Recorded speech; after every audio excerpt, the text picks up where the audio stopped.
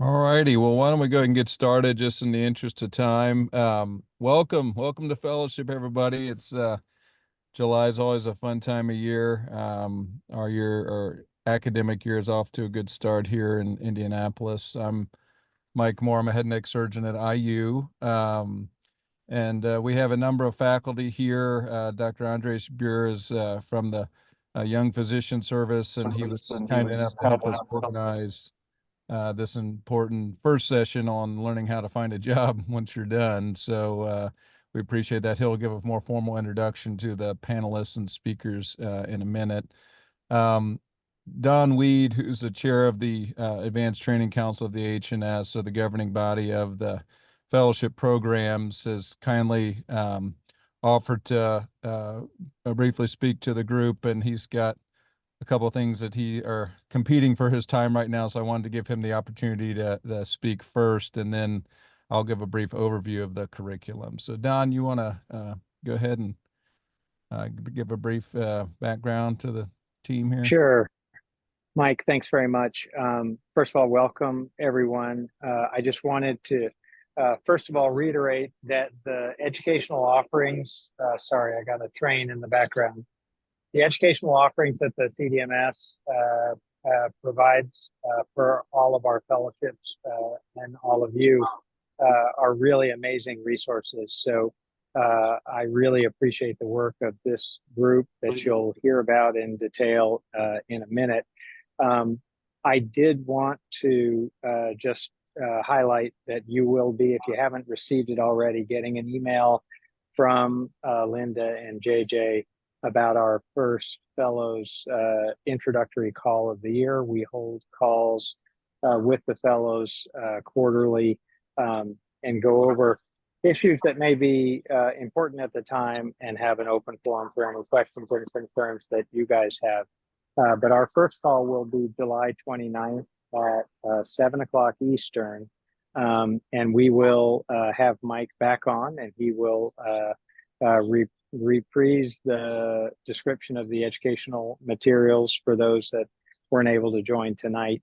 I encourage you to read through, it's not a long read, but read through the head and neck fellowship guidelines that are on the AHNS website. If you go to the for trainees section, you'll see the link there. Your fellowship director and fellowship faculty are responsible for kind of making sure that they're sticking to those guidelines. And it gives you a very good idea of expectations that ATC has for the programs, and in which, in turn, in which you can help your program and program director to do what you need to do on your part for making sure that all of our programs have the high standards of educational quality that all of them do. I have the good fortune of site visiting a lot of our programs, and all of our offerings are truly outstanding.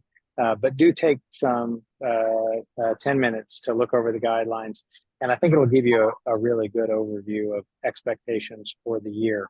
Of course, your programs will have their expectations that are not superseded by those, but please take a look. So I will see you on the 29th at 7 for those that can join. That should be recorded. That should be recorded, I believe, correct, Yes. JJ? Yes. So if you're not able to make that particular time, you'll be able to see that after the fact.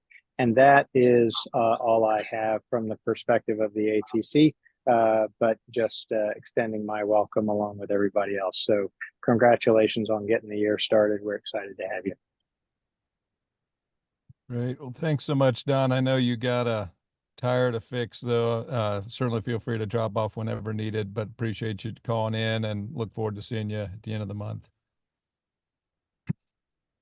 All righty. So why don't I go ahead and share my screen here. Just want to spend the first few minutes on a little background on the curriculum, as Dr. Weed had mentioned.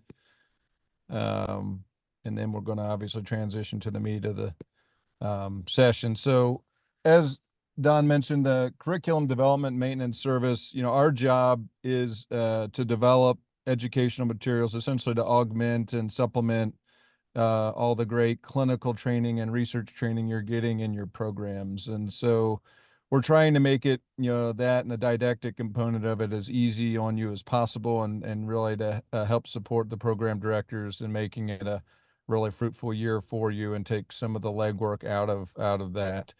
So I'm at Indiana University. I don't have all the participants listed in front of me to know whether they've been able to join yet, but Arno Bewley is the co-chair of the service out at UC Davis, and Tony Eskander up at the University of Toronto as the secretary, and he's also kind of one of the main ringleaders and organizers of this virtual tumor board, these sessions that we hold.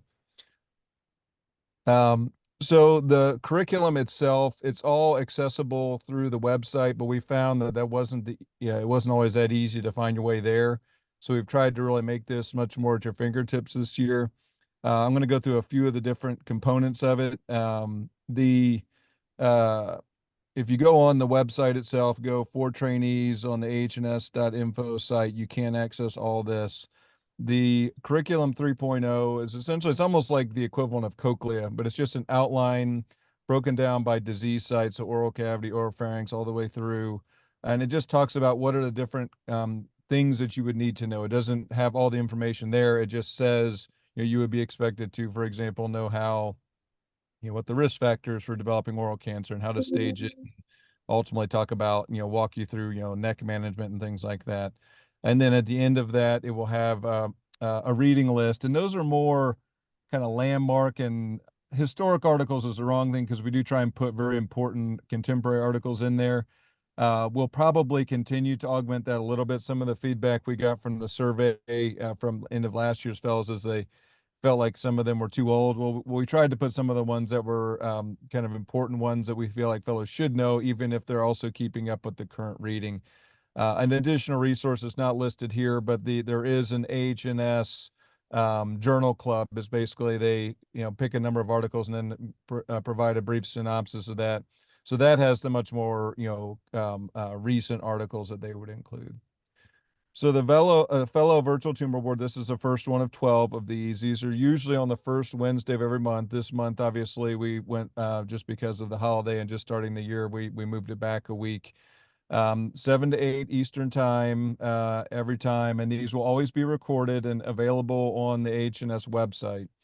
We do really encourage you to come in person, not in person, but to be there live, mainly because we go out of our way to try and secure national experts in the field. And I think just really hearing them talk through things in real time is more impactful, at least in my opinion, and the kind of these open discussions than hearing the recording. I think both are valuable, but in reality, the live session I feel like are great. And there is this year we've adjusted it some where we're actually going to have you, the fellows, be the presenters for the cases. So each one of these are an hour-long session where there's 3 cases, 20 minutes each. The presentation is very much just in tumor board format, 5 to 6 minutes. You don't go through, relevant papers and things like that. You're just presenting it as though you're presenting a patient at tumor board. And then we'll go around to these expert discussants and ask these faculty kind of pearls and tease out how they manage things. And then there's opportunities for, questions that can be entered into through the Zoom to get their feedback on it as well. So the expectation is that you would attend at least 60% of these, either attend or view them over the course of the year. Again, we encourage you to attend them. We know time difference wise and clinical demands would trump it. So if you can't make it, certainly would recommend going to view them. And that's on the honor system where, a lot of this is stuff that there's just going to be an attestation by both you and your program director at the 6-month mark, as well as at the 12-month mark as well. One other resource that actually fellows really find valuable are the AHNS surgical videos. We did not make these within our service, but there are a lot of excellent videos that have been created over the years. And, this is everything from, a lot of them are like flap harvest and things like that. They're adding in some ablative videos as well. But in reality, that's one resource I think people have found particularly valuable. And then there is a textbook. I'm going to skip over the Dose Daily for just a second, but there is a Essential Cases in Head and Neck Oncology textbook that was created by the Curriculum Development Maintenance Service members and a number of other participants.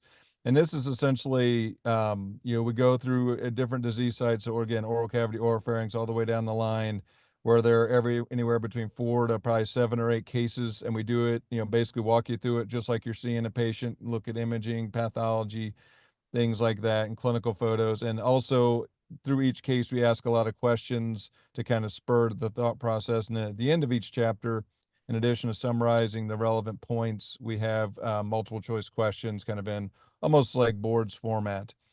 Check with your medical library at your institution and or your fellowship director. A lot of times they would have purchased these already and it's archived and available for free.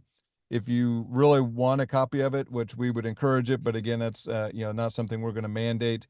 We would encourage you buying it for directly from the publisher, Wiley.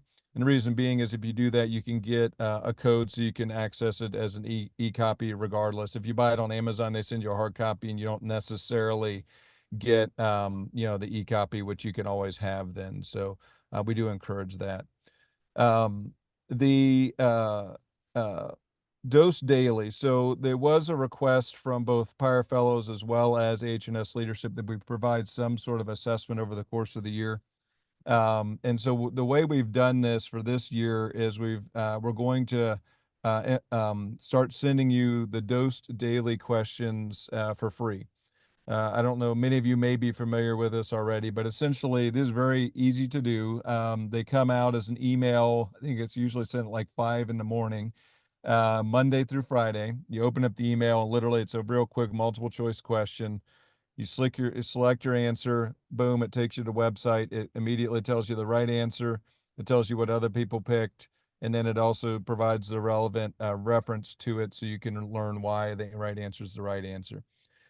We like the questions. We feel like some of them, could be maybe streamlined a little bit or made a little bit more robust by some of the patient scenarios. So we're going to add in some of the questions that are in the end of the chapters in this Essential Cases in Head and Neck Oncology text to then basically substitute one of those for one of the questions each week. So there'll be one from the book each week. The expectation is over the course of the year, you will complete 70% of those questions or more.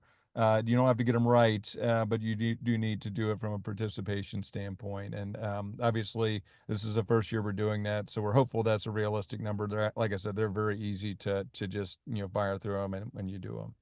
And then when you're actually doing it for CME credit, if you want that at the end of each month, out of the 20 to 23 or 4 questions you'll have gotten that month, they'll select 5, and you have to get 4 of those 5 right in order to get the credit for that CME hour. So one thing we're going to try and do to really make this more user-friendly for you, to walk you through it, is we've actually developed a calendar over the course of the year where different months we're going to focus on different topics. So August, for example, is oral cavity and neck, and those sections within the curriculum are recommended to be reviewed. The chapters in that Essential Cases in Head and Neck Oncology text, we'll tailor the questions to those as well. And then obviously the virtual tumor board will also be in line with that. And so we're trying, there are sometimes during the year we can't make it come 100% overlap because some of the sections aren't standalone virtual tumor boards, but for the most part, we've really tried to make it line up well. And so you're going to get an email from JJ or the AHNS team about a week before the end of the month for the upcoming month. And that's going to tell you what you have coming up. It'll also kind of tie together what you're just finishing up. And then when you're about a week or 10 days into the month, you'll get a second email. And that's going to walk you through what you're expected to look at, but it'll also give you a hyperlink to be able to take you directly there so you don't have to go and dig into the website every single time. Um, Let me go back here. Sorry. And then obviously, some suggestions we've seen is if you have didactics within the residency programs there, some places are actually having the fellows teach some of this head and neck curriculum to the residents, and that kind of is 2 birds with 1 stone. You learn it really well because you're teaching it. It also helps support the residents as well and gets you used to teaching also.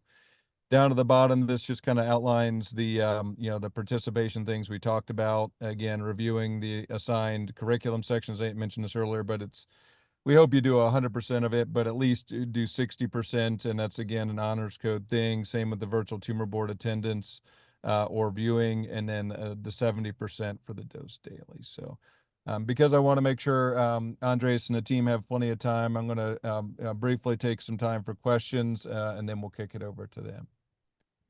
I'll stop sharing here. Any questions? And for both this and also for the session that's going to follow right after this, use the React thing and just raise your hand, and I'll try. We're fortunately so many of you that I have to toggle back screen to screen here to make sure I'm getting it. But you can also enter questions in the chat box directly, and I can bring them to the group. But if you want to actually just speak up and say something, feel free to do that, and we can unmute you and let you chat. So. Any questions? I think there was an email sent out last week or 2 weeks ago about getting login for our case logs. Did that go out and I just missed it, or do we know? We are, we are in the process. The case log accounts are being created by our webmaster, hopefully this week. So we'll have that to you. The case log is now an in-house thing that that Head Neck built. And hopefully it's a little more comprehensive than what has gone before. So, but yeah, I am working with my webmaster to get those accounts created and out to you guys. If not this week, then by next week for sure. Awesome. Thank you. Do you want me to take a quick minute, just kind of show where all this stuff is located on the website? I can just do a quick screen share. Yeah, maybe while we're talking, just for a minute or so, you can just share your screen. And while you're calling that up, a quick comment on the dose daily. So because we're sharing kind of copyrighted material of the textbook, we're having to work through an agreement with the publisher and the AHNS. So the fact that you've not started to get those questions, don't worry, that's not going to be held against you. We had kind of an ambitious launch date of wanting to start that this year. This all kind of has been going on the last few months.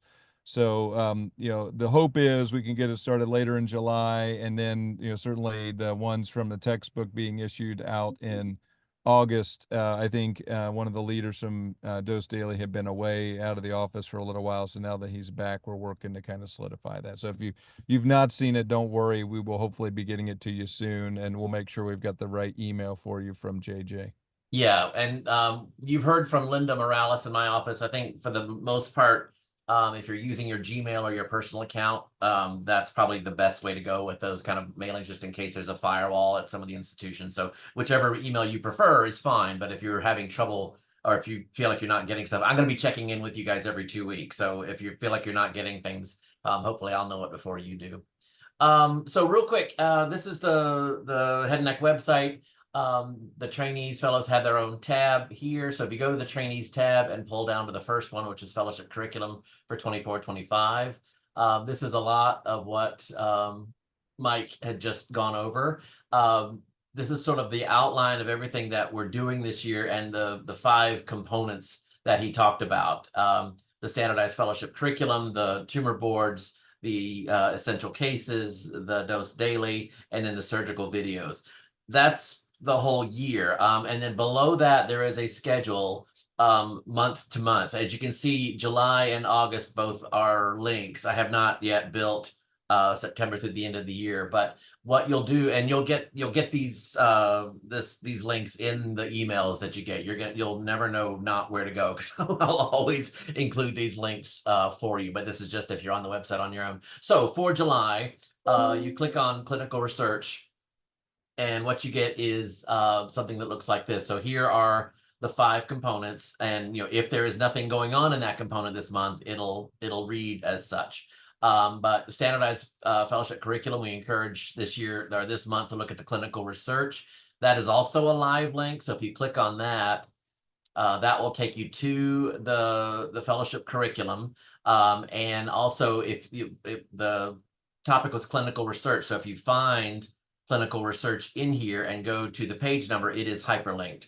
So it will take you to that. And there's your goals, your objectives, the fundamentals, and then at the bottom of each of these sections is a recommended reading list. Some of these are pretty extensive, but that's where the curriculum lives, and there's always a button to get you back up to the top. In addition, so this is sort of your monthly assignment page. There'll be a flyer like this with details on that month's tumor board, and it also functions as a link. If I were to click that now, it would take me to the Zoom link where we are right now. And then at the bottom of each of these is a quick checklist. This, again, we're doing this on honor system, but we are asking the fellows to indicate what they've done each month. So your name, your fellowship program, you would select, for this one, obviously you would select July, and then you can just kind of go through the standardized fellowship curriculum. I looked at the clinical research stuff, so I'll click completed. I didn't get to it all. There's choices. And then if it was not available or offered that month, like the surgical videos and the other things, you would simply click not available. So there's the pieces. And if you notice, we've got the virtual tumor board as a live event and the virtual tumor board as an archived recording. Every one of these, I usually try to edit it either tonight or tomorrow morning and post it on the website, and you'll have a link to that as well. So if you saw it, if you're here with us tonight, wonderful. If you want to review this again or see any of these again, and also years past, there is a site where all these are archived, and we will give you directions to that. We're always looking for comments and suggestions each month, so fill that out. The other piece of this is I included a save and continue link. So let's say you're kind of checking these things. You don't want to check these things off in one fell swoop. So if you've done the curriculum, but you haven't yet gotten to the other pieces, you can check off a few things and then click save and continue. That will send you an email with a link. You want to hold on to that link, but then you can go back to this site and pick up where you started. So that means you don't have to finish up everything, in one sitting. You can come out and go back in. So you'll have that for each month. Like I said, for August, at the end of this, your next email for me will probably be next week, reminding you about July.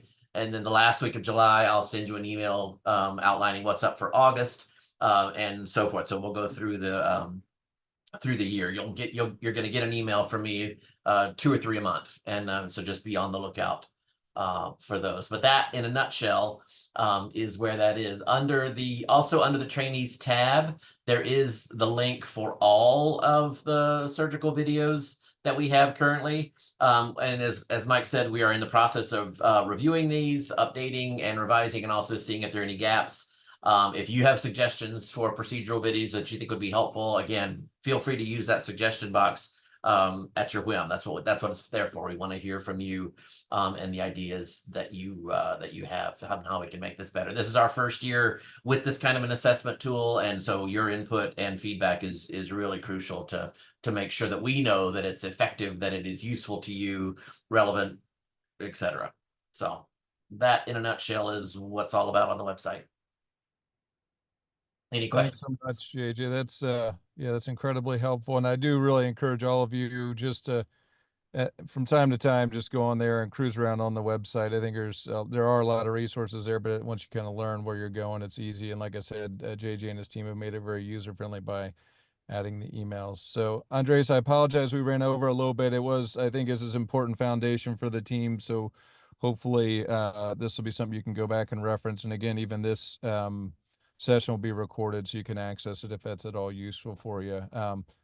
Because I want to make sure they have time to really walk you through the job hunt process and things to consider. I'll turn it over now to Andres Buer at University of Kansas Medical Center, associate professor there. Andres, thanks so much for organizing this. Thanks very much, Mike, and thank you all for attending. Welcome to fellowship. Hopefully the transition is going well for all of you. So let me just go ahead and share my slides. Got a couple of slides to kind of guide us through the process here, but let's see.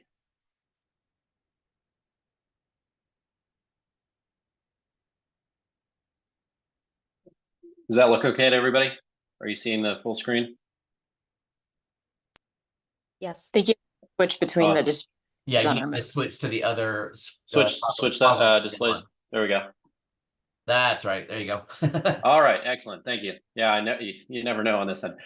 So I want this session to be interactive. I want to start by introducing our panelists who were very gracious to take their time to participate in this and share a little bit of their experience and wisdom when it comes to the job hunt. I want this to be interactive, so please feel free if you have any questions. Either indicate that with by raising your virtual hand, or send me or Dr. Moore a chat, and we can try to address those questions as they come up. So without further ado, let's get started. So I want to introduce our panelists. So Victoria Benucci is an associate professor at MD Anderson Cancer Center. She obtained her MD and MPH at Columbia University, completed her residency in otolaryngology at New York Presbyterian, and did her fellowship at Lenox Hill Hospital, Long Island Jewish Medical Center, which she completed in 2014. She initially started her career after fellowship at Cornell, and transitioned recently to MD Anderson. So look forward to some of her insights and sharing some of her experience with the job hunt. As Dr. Moore mentioned, I'm Andres Burr. I'm an associate professor at the University of Kansas. Did my MD and residency at University of Pennsylvania and fellowship at Emory University in 2017. And let's see, Aaron Domack is a head and neck surgeon at Advent Health in Orlando, Florida. So Aaron brings the perspective of someone who ended up in sort of a hybrid academic and private practice job. I think we're seeing more and more head and neck surgery moving into the sort of private practice realm, and so I wanted to include that perspective, and I'm hoping that Aaron can provide that for you. Aaron did his MD at Medical College of Wisconsin, residency at Loyola University, and finished his fellowship just in 2023 at the University of Cincinnati. And then last but not least, we have Natalie Silver, who is at the Cleveland Clinic. She's an associate staff and director of the Head and Neck Cancer Research Program at Cleveland Clinic. She did her MD at Georgetown University, residency at the University of Kentucky, and completed her fellowship at MD Anderson in 2016. So she also has had a change in institution. She started her career at the University of Florida and recently transitioned to Cleveland Clinic. And Dr. Silver is well recognized as an expert as a surgeon scientist and expert in translational research. So appreciates her willingness to participate and perspective.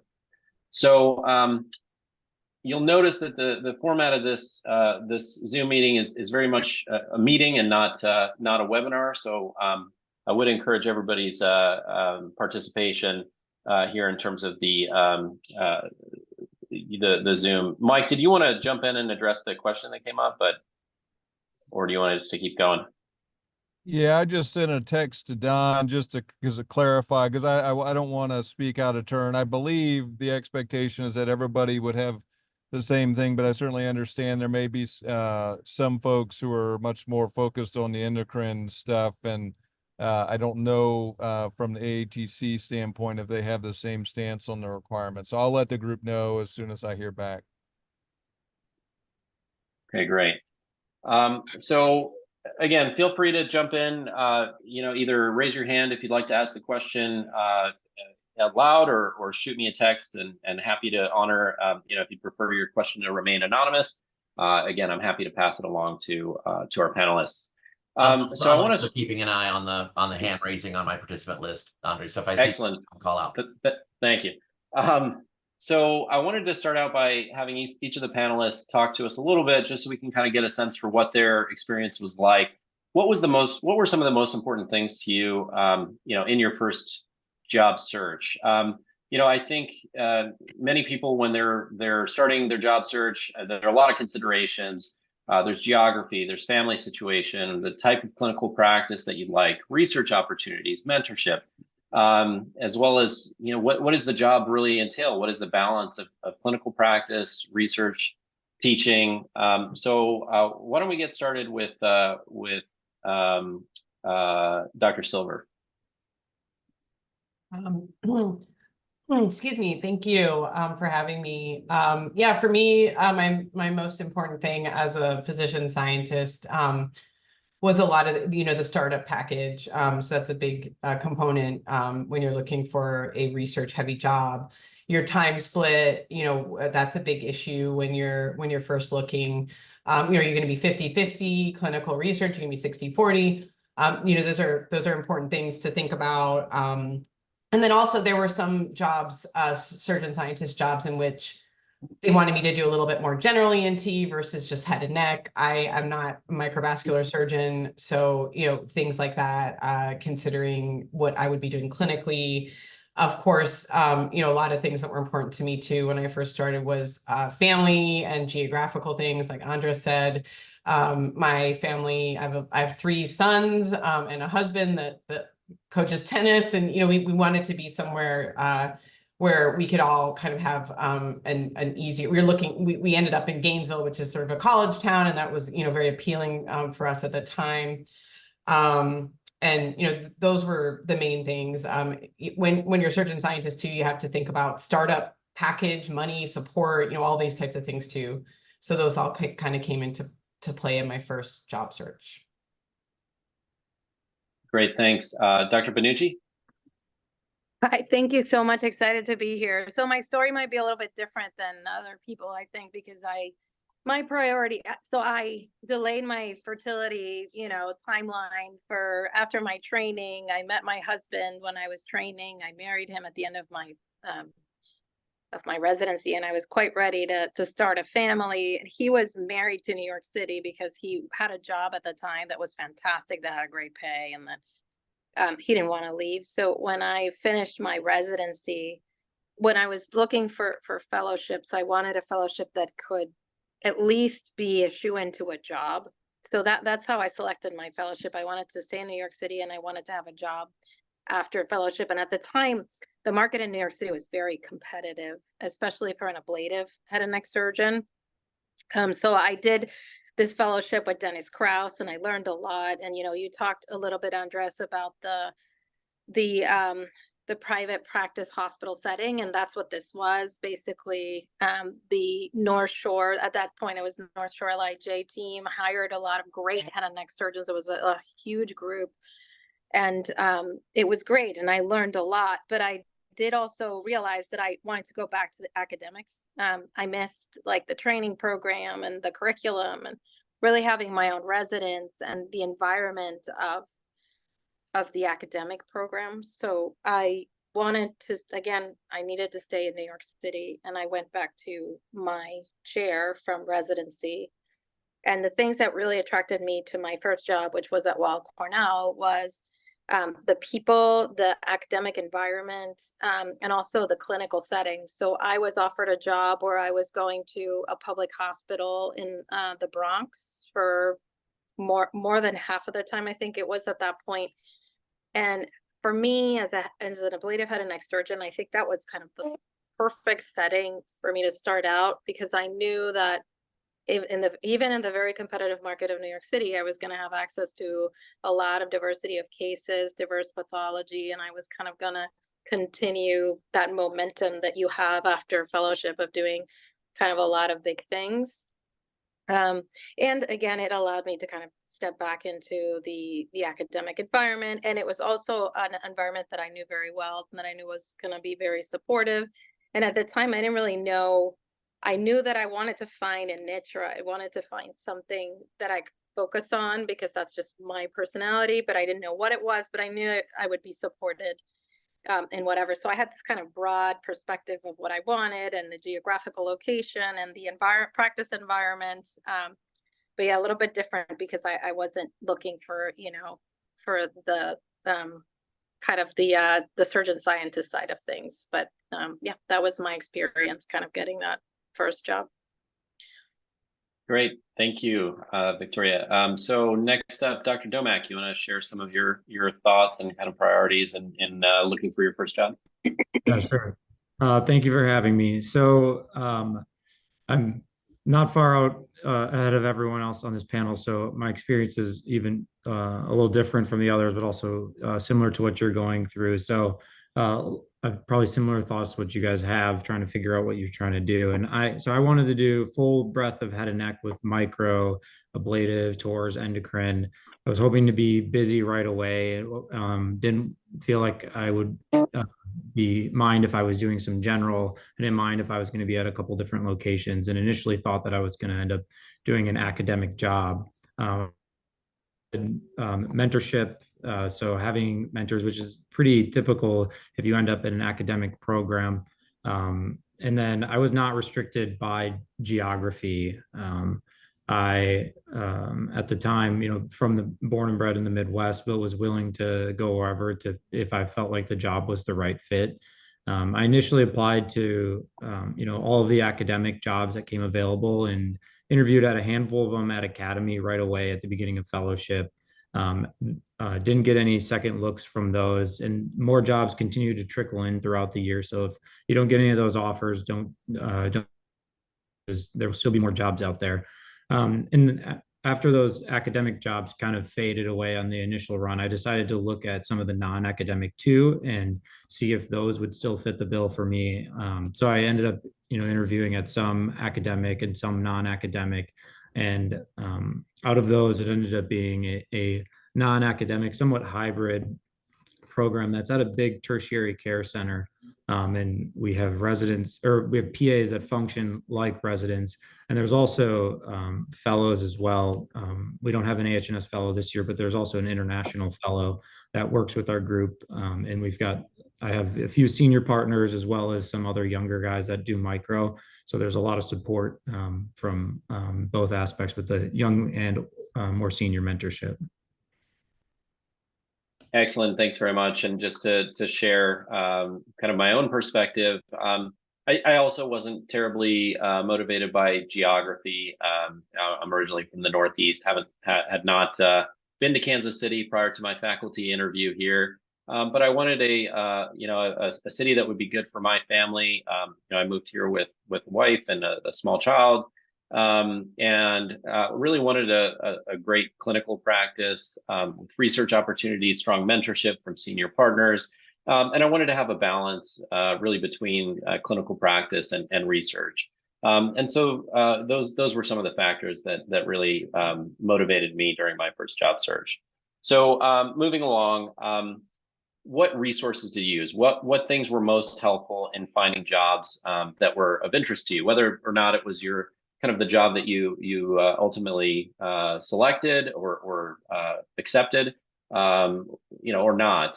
So we hear about job postings or job boards, certainly word of mouth, mentors, networking events, and then national meetings. Of course, the Academy, which Aaron just mentioned, is really kind of a big place where I think a lot of people get connected with prospective employers. Vicky, you want to start out? Yeah, so I cheated because I stayed within my network, and I think the job right. was done during my residency years. I think it is important, though, to stress how every interaction can be your job. Like, every time you meet someone, during your training, like really look at it very seriously, because I think that having, people at my residency really liked me, and when I came back and said, is there room for me? Like, they honestly made space for me to join the faculty. So I think that those personal connections that you make during your training, definitely reach out, even if it's somebody that doesn't have an opening. Like the program I ended up joining did not have an opening. And I wasn't able to be full-time at Cornell, for example, but they created a position that filled my needs and their needs. So I think reaching back to those connections, even if there's not a posted position, is always a valuable thing to do. Great. Aaron? Yeah, I would agree that taking advantage of the connections that you have can be very beneficial. I think cold calling, if you can figure out how to get the email or call the office secretary of the ENT if there's a department in a place that you're interested in, that can be beneficial.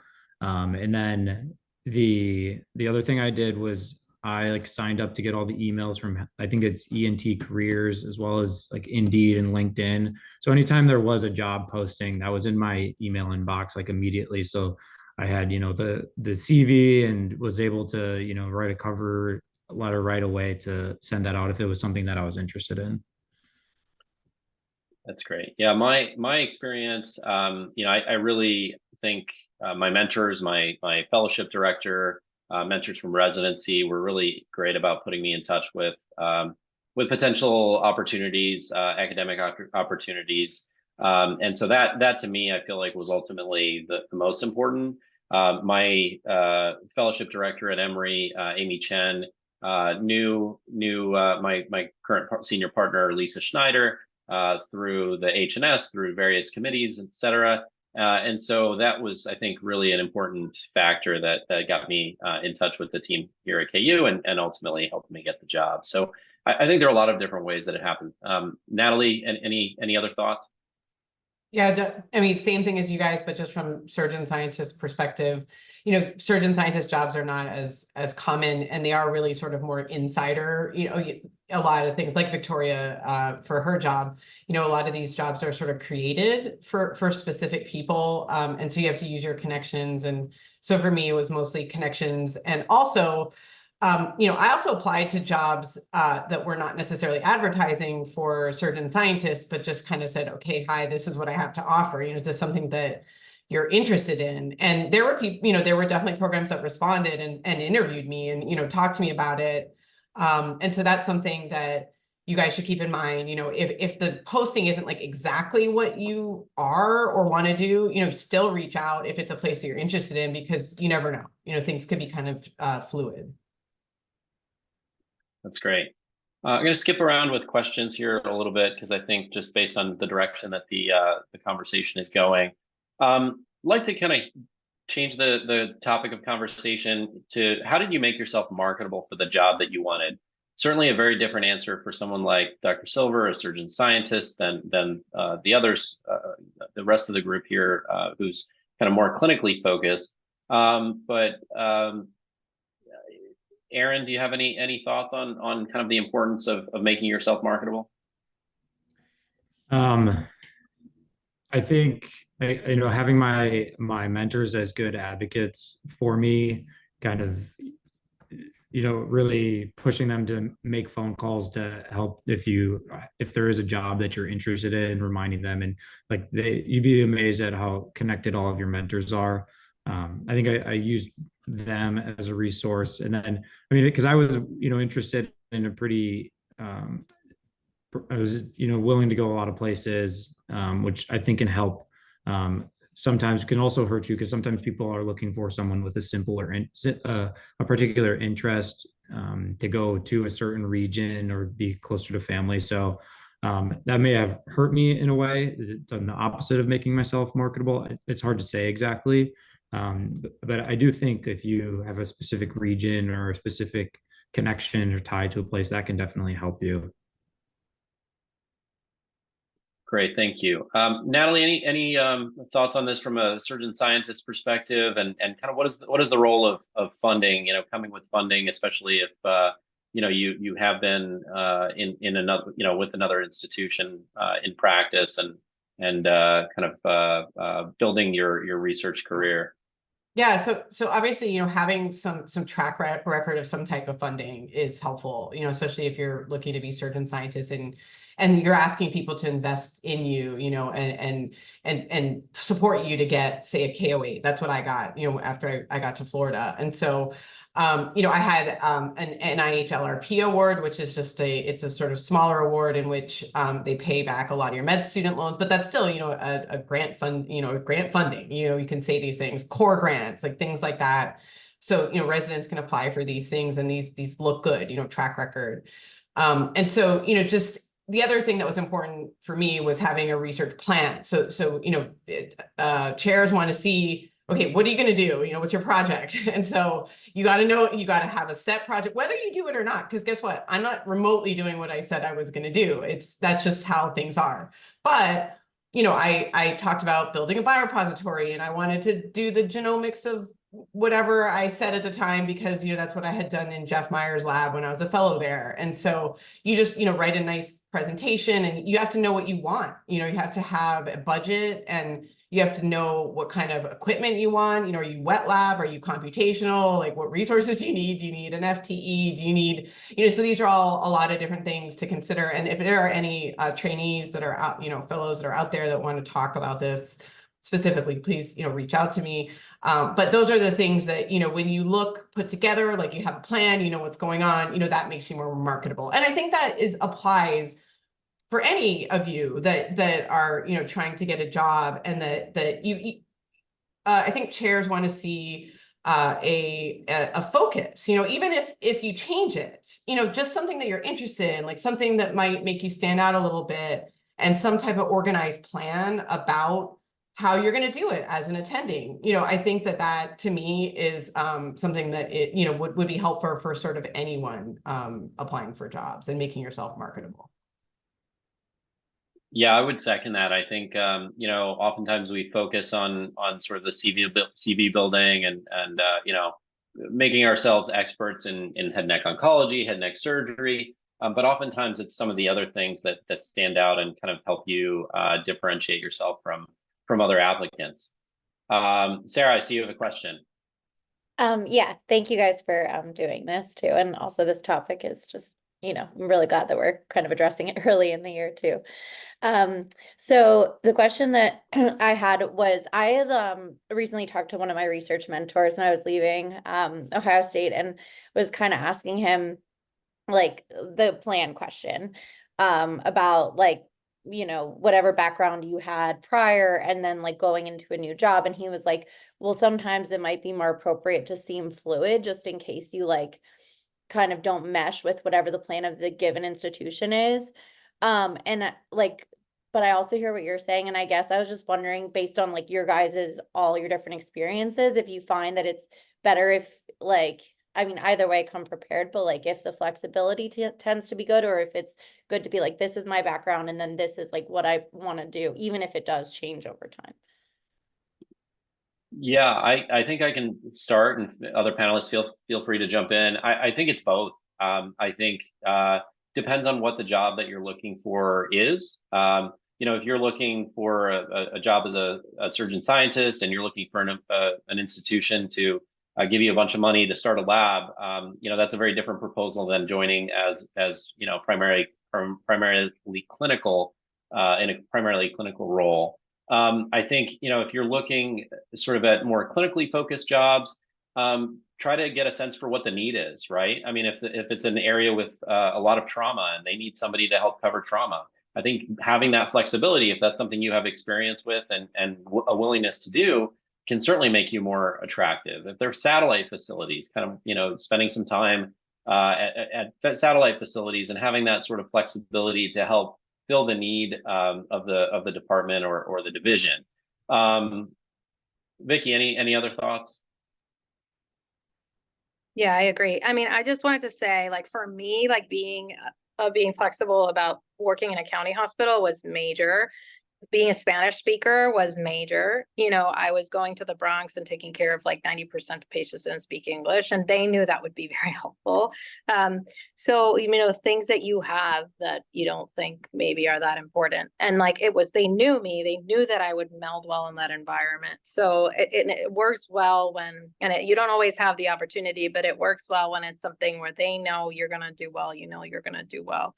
But these personal attributes, like Andres said, it can really kind of make you shine. So don't underestimate those personal attributes as well. Natalie, anything to add from a surgeon scientist perspective? Yeah, I agree. It's, it's good to be flexible and kind of look at what you're applying for and who the people are. So, at Cleveland Clinic, we have a pretty big group, and we are looking for people to maybe bring something a little different and to have like a little bit of a focus, but also be fluid in that they're not like rigid and this is all I'm going to do. But, when you're looking for a job, it's sort of like, you're trying to kind of stand out and you're trying to sell yourself a little bit. And so for me, that's just something that at Cleveland Clinic, we look for someone that, like, what are you going to bring to our group? We got like an awesome group of clinicians, and we do like research and this and that, but like, what you know, the next person we hire, like maybe we want them to, you know, be more interested in this type of research, or maybe we're interested in learning something new or having someone bring something new. And so I think it just depends, you know, if you're going to like a smaller place where they're looking really for someone to fill a specific role, or, you know, they need someone to go into the county, or they, you know, so just kind of seeing like what people are looking for. I think you can kind of tailor it a little bit. But yeah, I think it is important to be a little bit, you know, more, you can change it, you know, depending on which place. But I think it, you know, you being true to yourself, and you know, if you really are passionate about something or interested in something, yeah, like please tell people about it, because if you're excited about it, other people will be excited about it. And if that's what you really want to do, like, you know, and they don't want you to do that, like maybe it's not the best fit, you know, for you.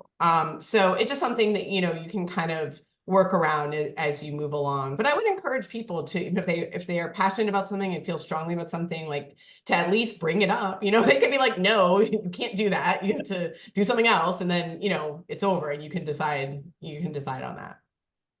Yeah, I think flexibility within reason, right? You have to be true to yourself and focus on what is important for you. And if, you know, if there's something that's so important for you that you wouldn't be happy in a job that wouldn't support you, it's not the right job for you. You need to keep looking. All right. In the interest of time, let's start with Aaron with the next question. Aaron, what's something that you wish you'd known when you were going through your job search? And I know this is all pretty fresh.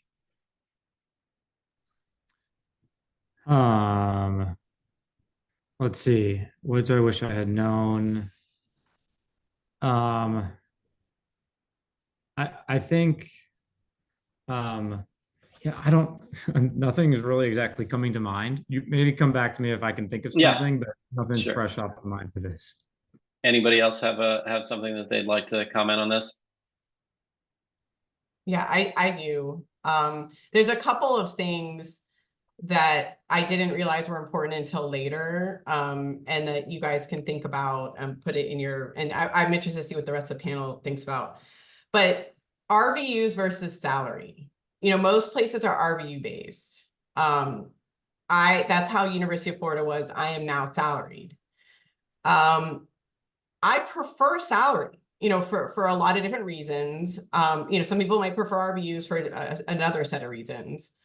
But you know, there are pluses and minuses, I think, to both. But, you know, there are certain RVU structures that can promote sort of, you know, a lot of pressure or self-driven pressure, you know, or things to really like be high producers in that. And because, you know, the incentives are you can, like, you know, go super high, or, you know, I mean, there's a lot of, it's just a different sort of way of functioning. And so that's something that like I knew nothing about when I was looking for a job. And would I have not taken my first job? No, of course I would have taken it, and it's fine. You know, it just, now that I'm like in a salaried position, it's just a different type of freedom. It's just a different type of vibe, you know, a different culture. I think in having a salaried position. So that's just something to like think about. The other thing is, you know, as women in this field, you know, are there other women faculty? You know, are women getting promoted? Because, you know, we know that women are not promoted as much as men, and women, you know, don't achieve leadership positions as much as men. And, you know, I didn't really pay attention to that prior to my first job. But, you know, when looking back, you know, looking at the track record of the chair that I was with, you know, he in his 20-year tenure, he had not promoted any women. And so, you know, these are things that like, I literally would never think about that, just because I'm just trying to get a job, and, you know, I want to be in Florida, and they're giving me a good startup package, and I'm going to be a scientist. But, you know, these are things that I think, you know, there weren't, also when I joined, there were no other women faculty at the time. And so by the time I got on, there were more, but, you know, these are things that like, oh, maybe this is means something else, right? And so I think that those are important things to look at, like, how, you know, are and not just women, but are there, you know, what's the turnover like? are people leaving a lot? Like, is this, you know, is this a place where there's people leaving all the time? Or, and same with men, you know, men, are they getting promoted? Like, how many people have been at a place that are now full professors, you know, that went all the way, right? So these are things that you don't really think about when you're looking for a job, but they become important sort of like in retrospect. So, you know, those are a couple things that I definitely didn't think about. And like looking back, I almost wish, you know, like I had thought about those things a little bit more. Yeah, I think those are some really great pearls. I think you're absolutely right, Natalie. I think you know, looking at attrition, looking at whether faculty are staying on, whether they're you know, leaving and turning over quickly. You know, people can say whatever they want about the department or the institution, but they speak much louder with their actions. And so if people are staying on at the institution, that's a very good indication. And you know, the reverse, of course, is if they're leaving in droves, that's something that should be a red flag. My answer would have been very similar to Natalie's first answer, which was around really kind of compensation plans, just having a better understanding of the business of head and neck surgery and sort of what I was getting myself into. That's something that I feel like, you know, in speaking with some of my peers and other colleagues around the country, something that you really sort of get a crash course in, you know, during your first year in practice, billing, all these kinds of things that you're really not exposed to nearly as much during training, but of course are very important to you know, surviving and thriving in practice. Victoria, anything to add? Nope, agreed. Nothing new. Perfect. Aaron, anything? Did you think of anything, or are you good? Okay. And I think we just have a couple of minutes left, so I wanted to kind of turn to Dr. Silver and Dr. Benucci. When it comes time to leave the institution or move institutions, how do you know when it's time to go? How do you know when it's time to kind of move away from your first job?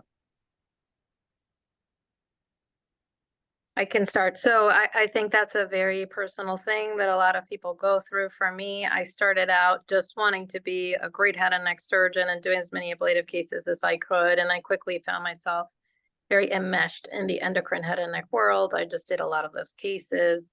I was drawn to kind of cutting edge techniques within endocrine head and neck. And I decided that I wanted to make a name for myself in that field and dig a niche. And I was lucky to be in New York, where if you can make it there, you can make it anywhere. So I had to be, you know, very present and learn, you know, I learned how to do endoscopic thyroid surgery. I learned how to do ultrasound. I learned how to do RFA. I learned as many things as I could. And I participated in panels and courses, and I met a lot of people, and then I found a home, honestly, through that process. And I think I couldn't have done that before. And it just was a very organic thing where I just literally started hanging out with the MD Anderson group, like at every meeting. And I just kind of transitioned into this role very organically, and it worked out beautifully for me. And I'm very happy. I feel like I found the place where I can kind of reach the peak of my career and end my career here. So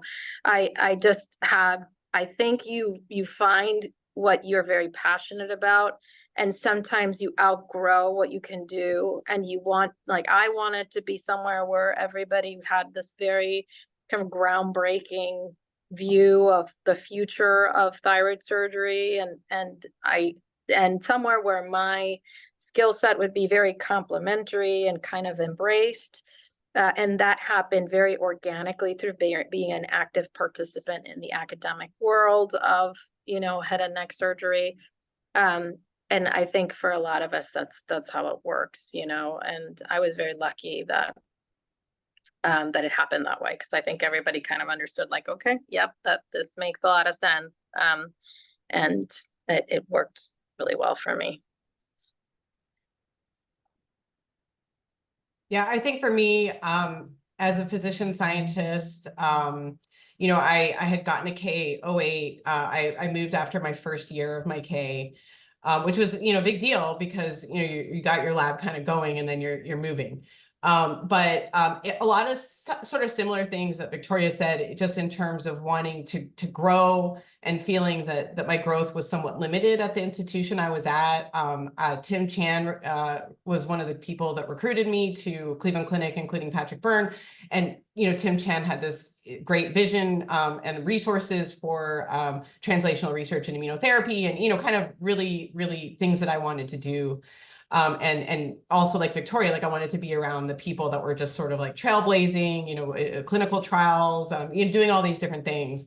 And it just wasn't happening where I was. I had great support, and it got me to where I was. I got a KOA, in translational research and in head and neck, and really achieved a major goal that I wanted to achieve.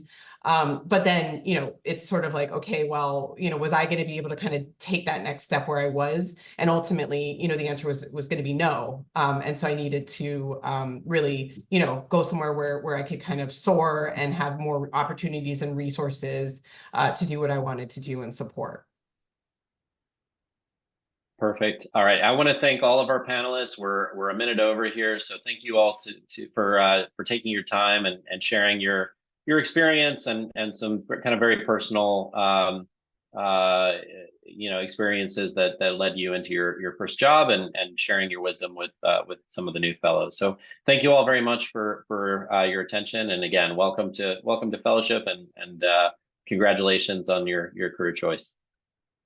Thanks so much, Andres, and all the speakers. It was awesome. I'll just do a real quick parting word here. So actually, just to tie up this, and this was mentioned earlier, when you're starting fellowship, it is a great time to send a CV and a cover letter out to any place looking that you would consider, and any place just on your wish list, even if they're not looking. And what I mean by that is you send it to their division director and the chair, and you say, hey, I'm going to probably be at the academy. Would you want to grab a cup of coffee? And it's no skin off anybody's. There's no money, or anything as far as a big airplane ticket or anything like that. And that allows you to really feel out each other and get a sense on whether a more formal trip is in order. And certainly I did that, and I felt like I learned a lot about places that I may not have otherwise talked to. And some of them seemed like they were a good fit, other ones weren't. And so timeline, I think it works really well, because then you're kind of going into the interview time, November, December, more formally, and then hopefully in a good position to pursue a position. Well, again, thank you. This is a great start to the year. Like I said, these are fun sessions. They're meant to be kind of upbeat and enjoyable. The other ones are obviously more content related, but at the same time, hopefully easygoing learning experience. The next one will be on August 7th on tricks and pearls of oral cancer management. The mucosal section's putting it on, and we're excited for it. So we'll be in touch with some additional communications, like I said, about the curriculum itself. And like I said, hopefully getting a dose daily thing started here in relatively short order. Always feel free to reach out to JJ or me if you have questions related to the curriculum. Some good questions came up tonight. I did put it in the chat box, but the feedback I got is that all fellows, formal AHNS fellows, whether you're on the independent contract or otherwise, should still look at the curriculum as a resource for you as well. Obviously, it's again all in the honor system, but the hope is that you'll find these topics relevant, even if they're not directly in your clinical practice as head and neck surgical fellows. So, but certainly for all the others as well, I think it's going to be hopefully valuable material for you. But also encourage you to use the suggestion box. We will formally survey you near the end of the year, because we want to know what's working and what's not.